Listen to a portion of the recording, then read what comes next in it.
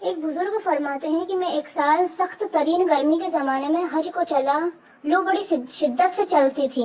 ایک دن جب کہ میں واسطے حجاز میں پہنچ گیا، اتفاقاً قافلے سے بچھڑ گیا اور مجھے کچھ گندگی سی آ گئی۔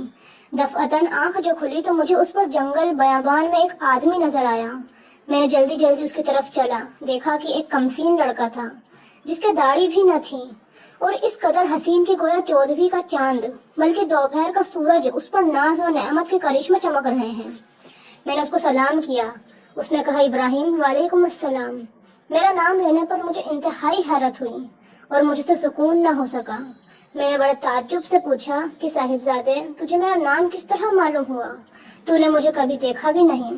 کہنے لگا کہ ابراہیم، جب سے مجھے معرفت حاصل ہوئی ہے میں انجان نہیں بنا، اور جب سے مجھے وصال نصیب ہوا کبھی فراق نہیں ہوا۔ میں نے پوچھا کہ اس سخت گرمی کے اس جنگل میں تجھے کیا مجبوری کھینچ کر لائی؟ کہنے لگا کہ ابراہیم، اس کے سوا میں نے کبھی کسی سے انس پیدا نہیں کیا اور نہ اس کے سوا کبھی کسی کو ساتھی اور رفیق بنایا۔ میں نے اس کی طرف بالکلیہ منتعہ ہو چکا ہوں، میں اور اس معبود ہونے کا اقرار کر چکا ہوں۔ میں نے پوچھا کہ تیرے کھانے پینے کا ذریعہ کیا ہے؟ کہنے لگا کہ محبوب نے اپنے ذمے لے رکھا ہے۔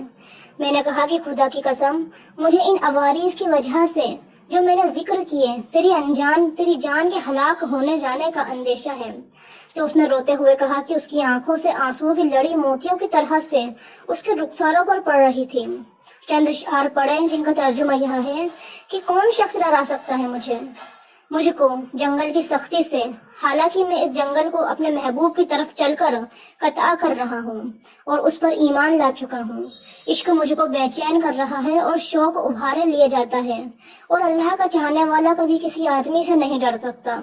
اگر مجھے بھوک لگے گی تو اللہ کا ذکر میرا پیٹ بھرے گا، اور اللہ کی حمد کی وجہ سے میں پیاسا نہیں ہو سکتا۔ اور اگر میں ضعیف ہوں تو اس کا عشق مجھے حجاز سے خراسان تک یعنی پورب سے پشچم تک لے جا سکتا ہے۔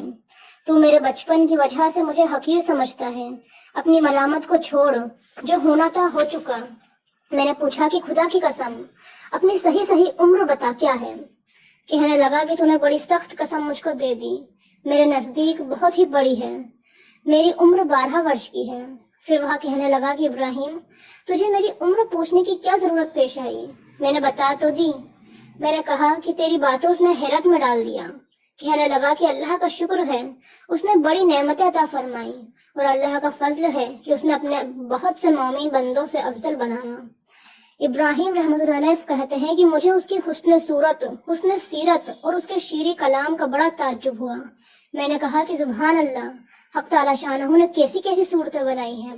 اس نے تھوڑی دیر نیچے کو سر جھکا لیا، پھر اوپر کی طرف منہ اٹھا کر بہت ترچھی کڑوی نگاہ سے مجھ کو دیکھا اور چند اشعار پڑھے جن کا ترجمہ یہ ہے کہ اگر میری سزا جہنم ہو تو میرے لیے ہلاکت ہے، اس وقت میری یہ رونق اور خوبصورتی کیا بنائے گی؟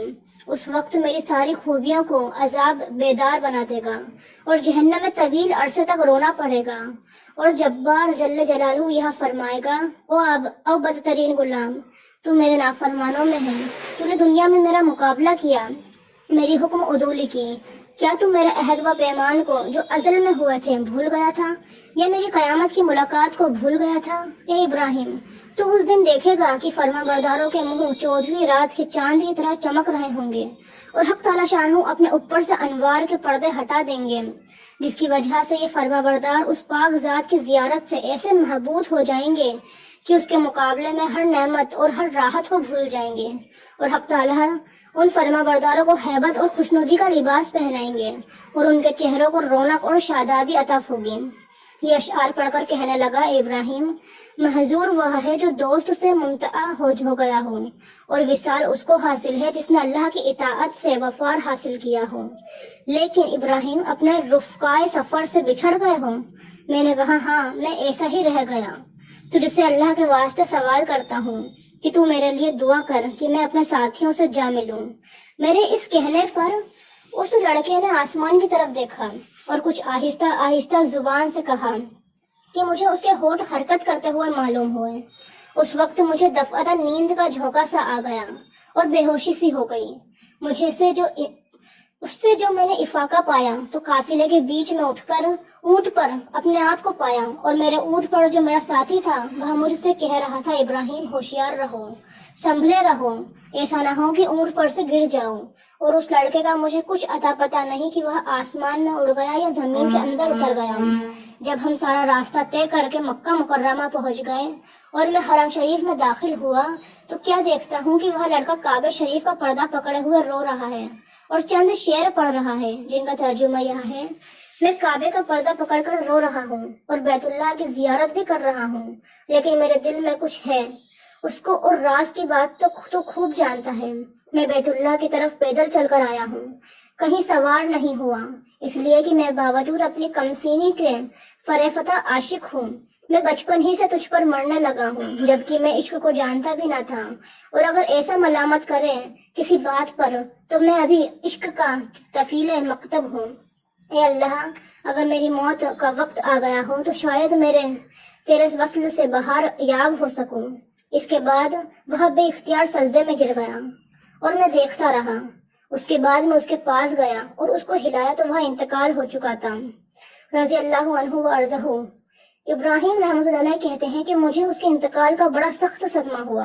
میں وہاں سے اٹھ کر اپنی قیام گاہ پر آیا اور اس کے کفن دفن کے لیے کپڑا لیا اور مدد کے لیے 1-2 آدمی ساتھ لیے اور وہاں پہنچا جہاں اس کو مردہ چھوڑ کر آیا تھا، تو اس کی لاش کا کہیں پتہ نہ چلا۔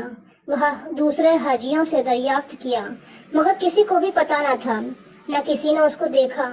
تو میں سمجھ گیا کہ اللہ جل شانہ نے اس کو لوگوں کی آنکھوں سے پوشیدہ فرما رکھا تھا۔